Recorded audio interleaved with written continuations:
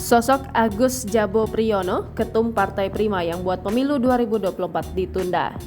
Sosok Agus Jabo Priyono kini tengah menjadi perhatian publik. Ketua Umum Partai Prima menjadi salah satu orang yang membuat Pengadilan Negeri Jakarta Pusat putuskan pemilu 2024 ditunda.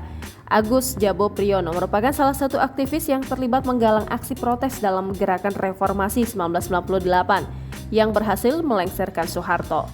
Seperti dikutip dari situs resmi Prima, Agus Jabo memulai perjalanannya di dunia pergerakan dengan menjadi kader pelajar Islam Indonesia sejak SMA hingga kuliah di Universitas 11 Maret, Surakarta, Jawa Tengah.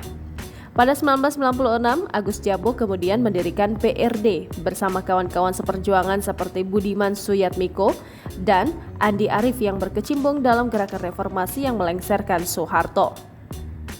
Adapun keanggotaan PRD sebagian besar diisi oleh para mahasiswa dan aktivis dari berbagai kelompok masyarakat yang menentang pemerintahan otoriter Soeharto. PRD yang didirikan Agus Jabo beserta rekan-rekan seperjuangannya mengikuti pemilu pada 99, yang merupakan pemilu pertama yang terbuka dan berlangsung secara demokratis usai rezim Orde Baru tumbang. Setelahnya, PRD tak lagi mengikuti pemilu selanjutnya hingga pemilu 2019.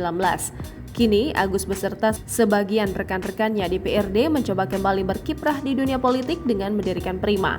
Partai Rakyat Adil Makmur atau Prima menjadi salah satu partai politik baru yang tidak lolos dalam pemilihan umum 2024 mendatang. Ketua Umum Prima adalah Agus Jabo Priyono. Dia merupakan mantan Ketua Umum Partai Rakyat Demokratik atau PRD periode 2015 sampai 2020. Jangan lupa subscribe, share, komen, dan like ya!